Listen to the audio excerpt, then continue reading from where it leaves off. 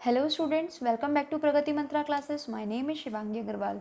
सो students, अब हम लेकर आए हैं पार्ट हिंदी की आंसर एनालिसिस।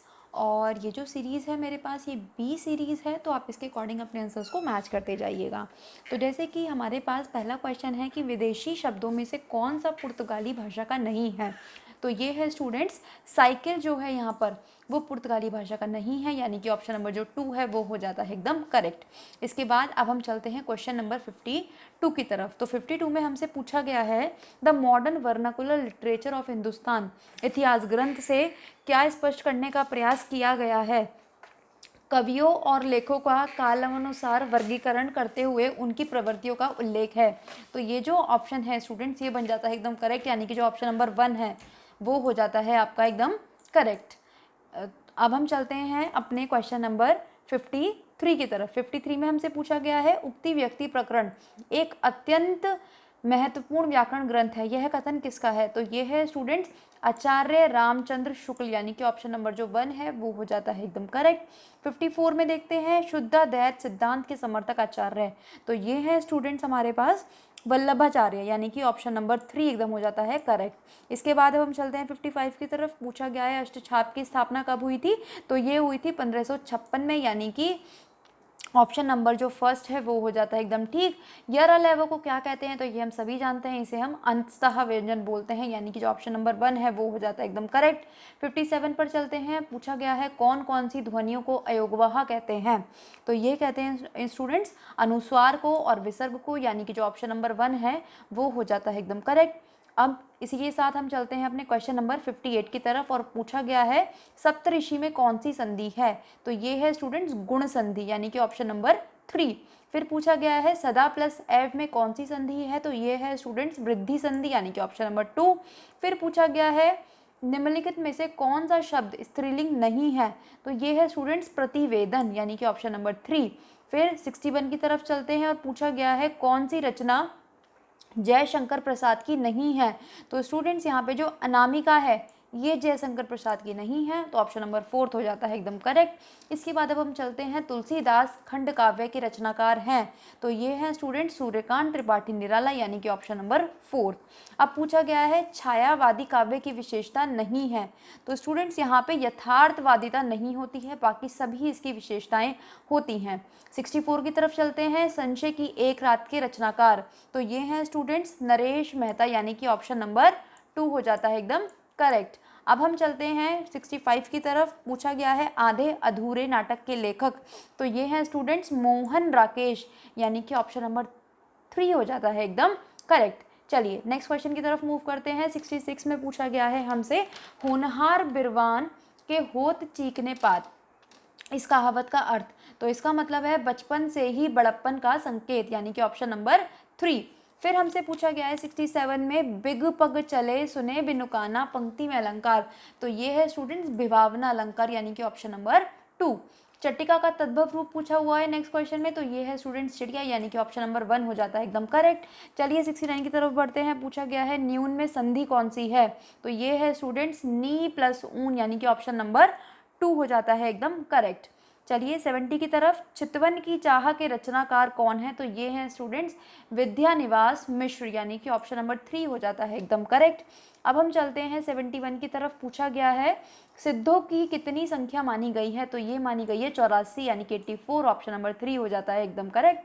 फिर हमसे पूछा गया है 72 में यद्यपि सुजाति सुलचनी सुबरन सरन सुवरत भूषण बिनु ना विजराई कविता वनीता मित। तो यह है किस पंक्ति की रचनाकार, पंक्ति का रचनाकार कौन है। तो ये है स्टूडेंट्स केशवदास, यानी कि जो ऑप्शन नंबर 4 है ये हो जाता है एकदम करेक्ट। इसी के साथ अब हम चलते हैं क्वेश्चन नंबर अपने 73 की तरफ। पूछा गया है नील देवी के रचनाकार कौन है। तो ये हैं स्टूडेंट्स भारतेंदु हरिश्चंद्र, यानी कि ऑप्शन नंबर 3 हो जाता है एकदम करेक्ट। फिर आपसे पूछा गया है कि ये जो पंक्तियां हैं इसके रचनाकार कौन है। तो ये हैं स्टूडेंट्स रामधारी सिंह दिनकर, यानी कि ऑप्शन नंबर 1 हो जाता है एकदम करेक्ट। आइए अब हम चलते हैं अपने क्वेश्चन नंबर 75 की तरफ। वहाँ पे हमसे पूछा गया है परति परिकथा के रचनाकार। तो ये हैं स्टूडेंट्स हमारे पास फणीश्वर नाथ रेणु, यानी कि ऑप्शन नंबर है 3, वो हो जाता है एकदम करेक्ट। अब हम चलते हैं अपने क्वेश्चन नंबर 76 की तरफ पूछा गया है, जहांगीर जस चंद्रिका किस कवि की रचना है? तो ये है स्टूडेंट्स हमारे पास केशव दास की, तो ऑप्शन नंबर 2 हो जाता है एकदम करेक्ट। फिर हमसे पूछा गया है हंस जवाहिर किस कवि की रचना है? तो ये है स्टूडेंट्स कासिम शाह, तो ऑप्शन नंबर 3 हो जाता है एकदम करेक्ट। अब हम चलते हैं चित्रावली किस कवि की रचना है 78 की तरफ, तो 78 का जो आंसर है वो बनेगा उस्मान, यानी कि ऑप्शन नंबर 2 हो जाता है करेक्ट। 79 की तरफ चलते हैं, पूछा गया है चिंतामणि त्रिपाठी के कौन विद्वान हिंदी रीति ग्रंथों की परंपरा की शुरुआत मानता है? तो ये है स्टूडेंट्स हमारे पास आचार्य रामचंद्र शुक्ल, यानी कि ऑप्शन नंबर 2 हो जाता है एकदम करेक्ट। इसी के साथ 80 क्वेश्चन पर मूव करते हैं और पूछा गया है कि ये जो पंक्तियां हमें दी हुई हैं इसमें छंद कौन सा है? तो इसमें है स्टूडेंट सौठा, यानी कि ऑप्शन नंबर 1। इसी के साथ 81 की तरफ चलते हैं और पूछा गया है कि ये जो पंक्तियां हैं किस काव्य कृति से उद्यत है? तो ये है स्टूडेंट कात्यायनी काव्य से उद्यत। 82 की तरफ चलते हैं, पूछा गया है यहाँ पर राम तो मानव हो ईश्वर नहीं हो क्या, किसकी पंक्ति है? तो ये है स्टूडेंट साकेत मैथिली शरण गुप्त की पंक्तियां, ऑप्शन नंबर 3 करेक्ट हो जाता है यहाँ हमारा। इसके बाद है हमारे पास 83, रांगई राघव के उपन्यास कब तक पुकारू के केंद्र में है? तो ये है स्टूडेंट जरायाम पेशा नाटिका की जिंदगी, यानी कि ऑप्शन नंबर जो 3 है वो हो जाता है एकदम करेक्ट।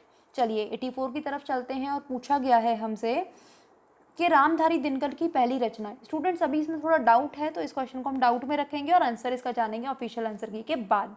नेक्स्ट क्वेश्चन पर चलते हैं। 85 पर पूछा गया है मुक्ति बोध ने नहीं लिखा है इनमें से, तो ये है स्टूडेंट्स साहित्यकार और उसका परिवेश, यानी कि जो ऑप्शन नंबर है हमारे पास 2 वो हो जाता है एकदम करेक्ट। इसी के साथ अब हम मूव करते हैं 86 की तरफ। पूछा गया है हमसे प्रयागराज संज्ञा की दृष्टि से क्या है? तो ये है स्टूडेंट्स व्यक्तिवाचक संज्ञा, ऑप्शन नंबर 3 करेक्ट हो जाता है। फिर हमसे पूछा गया है अशुद्ध शब्द, तो ये है स्टूडेंट्स अनाधिकार, यहाँ पे गलत लिखा हुआ है, ऑप्शन नंबर 2 जो है वो हो जाता है एकदम करेक्ट। इसी के साथ मूव करेंगे अपने क्वेश्चन नंबर 88 की तरफ और पूछा गया है कि इनमें से कौन सा सुमेलित नहीं है? तो जो ट है उसका उच्चारण सुमेलित नहीं है, बाकी सभी ठीक है, तो ऑप्शन हो जाता है 3 एकदम करेक्ट। फिर हमसे पूछा गया है इनमें से कौन सा सुमेलित नहीं है फिर से, तो ध्यान रखिए जो ब्राह्मण है वो शिव नारायण मिश्र की नहीं है, तो ऑप्शन नंबर 1 हो जाता है यहाँ एकदम करेक्ट। क्वेश्चन नंबर 90 की तरफ चलते हैं। सरस्वती पत्रिका का प्रकाशन ये हुआ था 1900 ईस्वी में, ऑप्शन नंबर डी 4th हो जाता है एकदम करेक्ट। 91 की तरफ चलते हैं, सुमेल करने के लिए दिया हुआ था, तो यहाँ पे जो बनेगा आपका वो बनेगा अमृत राय का कलम का मजदूर, कलम की सिपाही, और विष्णु प्रभाकर का बनेगा आवारा मसीहा। फिर आपका मदन गोपाल का बनेगा कलम का मजदूर, और शिवरानी देवी का बनेगा प्रेमचंद्र घर में, यानी कि जो ऑप्शन नंबर 3 है आपका वो बन जाता है एकदम करेक्ट। चलिए अब हम चलते हैं 92 की तरफ। 92 में हमसे पूछा गया है कि फिर से सुमेलित करने के लिए, तो इंदुमती जो है वो है हमारे पास किशोरी लाल गोस्वामी की, प्लेग की चुड़ैल है हमारे पास भगवान दास की, 11 वर्ष का समय है हमारे पास रामचंद्र शुक्ल का, और दुलाई वाली है हमारे पास बंगम हिला की, यानी कि जो ऑप्शन नंबर आपका बनता है फर्स्ट वो हो जाता है एकदम करेक्ट। चलिए इसी के साथ मूव करेंगे अपने क्वेश्चन नंबर 93 की तरफ, और 93 में वो हमसे पूछता है कि ये जो लाइन है ये किसने बोली थी ये लाइन? तो स्टूडेंट्स ये क्वेश्चन अभी थोड़ा डाउट में रहेगा, इसका भी आंसर हमें ऑफिशियल आंसर के आने के बाद ही पता चल पाएगा। चलिए 94 की तरफ चलते हैं। ये जो हमें पंक्तियाँ दी गई हैं इससे हमें अपने क्वेश्चंस को देखना था यहाँ पर। तो इसमें पूछा गया है कि ये जो पंक्तियाँ हैं इसमें मूल क्या है? तो इसमें जो मूल है वो है प्रकृति प्रेम, यानी कि ऑप्शन नंबर 3 हो जाता है एकदम करेक्ट। चलिए 95 की तरफ चलते हैं और पूछा गया है उपयुक्त पंक्तियाँ किसकी हैं? तो ये हैं स्टूडेंट सुमित्रा नंदन पंत, यानी कि ऑप्शन नंबर 4 करेक्ट हो जाता है 95 का। 96 की तरफ चलते हैं और पूछा गया है कि राम और लक्ष्मण दशरथ के पुत्र थे, इसमें और क्या है? तो और है यहाँ पे समुच्चय बोधक, यानी कि ऑप्शन नंबर 2 हो जाता है एकदम करेक्ट। 97 की तरफ चलते हैं, पूछा गया है तत्सम तद्भव का युग्म नहीं है, तो ये है स्टूडेंट्स जो ऑप्शन नंबर 1 है वो आपका गलत है, बाकी सारे आपके ठीक हैं। 98 की तरफ चलते हैं, पूछा गया है यहाँ पर वृद्धि संधि का उदाहरण, तो ये है स्टूडेंट्स एक, यानी कि ऑप्शन नंबर जो 3 है वो हो जाता है एकदम करेक्ट। इसी के साथ अब हम चलते हैं अपने क्वेश्चन नंबर 99 की तरफ। पूछा गया है अवधि जो है वो किस का विकास किस अपभ्रंश से हुआ है, तो ये हुआ है स्टूडेंट्स अर्धमगधी से, यानी कि ऑप्शन नंबर जो 3 है वो हो जाता है एकदम करेक्ट। और आज की वीडियो का हमारा इस पार्ट का लास्ट क्वेश्चन कि हमें यहाँ पे सही विकल्प चुनना था, तो ये है स्टूडेंट्स उद्दंड मार्दंड कलकत्ता 1826।